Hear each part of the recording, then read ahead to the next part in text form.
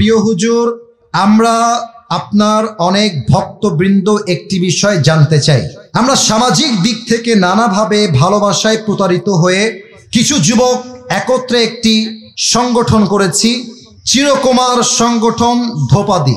এই ভালোবাসায় প্রতারিত যুবকদের উদ্দেশ্যে আপনার মতামত দিবেন। আমাদের সদস্য বাড়ছে, সংগঠন বড় হচ্ছে। আমাদের একটি প্রশ্ন, আমরা কি এভাবে সারা জীবন চিরকুমার থাকতে পারবো? ইসলাম এই বিষয়ে কি বলে? মাথায় রাখবেন, আপনাদের ঈমান এতটা তাজা হয় নাই যে আপনারা বউ বাদ দিয়ে নিজেকে কন্ট্রোল করতে পারবেন। মনে রাখবেন, বিয়ে হচ্ছে ইসলামে একটি সুন্নাহ। আন-নিকাহু মিন সুন্নতি ওয়া মান রাগিবা আন সুন্নতি ফালাইসা মিন্নি। আল্লাহর হাবিব বলেছেন, বিয়ে হচ্ছে আমার একটা সুন্নাহ, যে আমার সুন্নাহ থেকে মুখ ফিরিয়ে নেয় সে আমার উম্মতের অন্তর্ভুক্ত হতে পারে না। তবে তোমরা একটা কথা ঠিকই লিখেছ, মেয়েরা বেশিরভাগ ক্ষেত্রে ধোঁকা দেওয়ায় খুবই এক্সপার্ট। আমি জানি না যে মেয়েরা কেন এটা করে। আমি যুবকদেরকে ধোয়া তুলসী পাতা বলবো না, তবে আমি এতটুকু বলবো, যুবকদের চাইতে কমপক্ষে 30% মেয়েরাই বেশি চিটিং করে যুবক ভাই।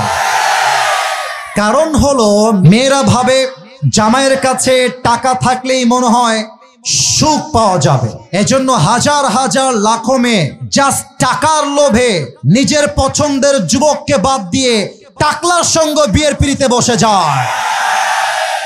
আর একটা কথা আমি মেয়েদেরকে বলতে চাই, আপনার বয়স মাত্র 19, মাত্র 20, আপনি আমার কলিজার টুকরা যুবককে ছ্যাঁকা দিয়ে ব্যাকা করে টাকলার সঙ্গে বিয়ের পিড়িতে বসবেন, আপনি জীবনে সব পাবেন, মনের শান্তি আপনি কোথাও খুঁজে পাবেন না।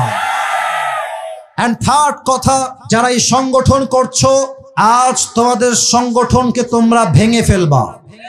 ইসলামে কোনো বৈরাগিতা নাই। ইসলামে এই সমস্ত চিরকুমার সংগঠন নয়। ইসলাম শেখায় তোমার চরিত্র রক্ষার জন্য তোমাকে প্রথম কাজ বিয়ের পিড়িতে বসতে হবে। আর আরেকটা আফসোসের কথা, এটা শুনলে হয়তো আমার কলিজার টুকরা আব্বা জানরা একটু মাইন্ডে নিবেন, আমি জানি। আমি নিজেও তো একজন যুবক, আমি খুব খেয়াল করেছি বিয়ের সময় মেয়ের বাবা যুবকের তাকওয়া, চরিত্র, দাড়ি এবং নামাজের চাইতে এইটাকে সবচেয়ে বেশি গুরুত্ব আরোপ করে। আমার তো মনে হয় যে কোনো মেয়ের বাপ প্রথমে জিজ্ঞাসা করে বসবে, বাবা সব বাদ দাও, পহলে ইয়ে বাতাও कि तुम कितने पैसे कमाते हो। আর কিছু মেয়ের বাবা মনে করেন যে মেয়েকে যদি আমি টাকাওয়ালার সঙ্গে বিয়ে দেই আমার মেয়েটা চিরসুখী হয়ে যাবে। ভুল ধারণা। বিয়ের ক্ষেত্রে একজন প্রতিষ্ঠিত যুবকের চাইতে একজন বেকার যুবক 1000 গুণ বেশি উত্তম। আপনি বলবেন, হুজুর আমি আপনার কথা মানি না। কেন মানবেন? আমার কথা শোনেন। যারা প্রতিষ্ঠিত হয়ে বিয়ে করে তাদের একটা টাকার গৌরব থাকে, অহংকার থাকে। এজন্য তারা মাঝে মাঝে বউকে সস্তা পণ্য মনে করে। আর যেই যুবকের কাছে বেকার না, যে যুবকটা বেকার, শূন্য পকেটের যুবক, ওই যুবককে তার শূন্য অবস্থায় যেই নারী হালাল ভাবে হাত ধরবে, মাথায় রাখবেন যুবকটা আজকে জিরো হতে পারে, কালকে সে হিরো তো হতে পারে। আপনি আজকে বেকার যুবক বলে কাউকে রিজেক্ট করবেন না, যান সহযোগিতার হাত বাড়িয়ে দেন। আপনি আজকে যেই সরকারি চাকরিজীবীর জন্য একজন মেয়ের পছন্দের পুরুষকে বাদ দিয়ে আরেকজনকে বিয়ে দিচ্ছেন, মাথায় রাখবেন এমন একটা দিন আসবে এই যুবক ওই মুরব্বী টাকলার কোম্পানির বস হবে, আর আপনি সারাদিন আফসোস করে বেড়াবেন।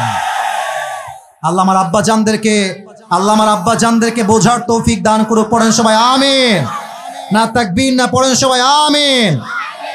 অতএব এই চিরকুমার সংগঠন এইসব বাদ দিয়ে দাও।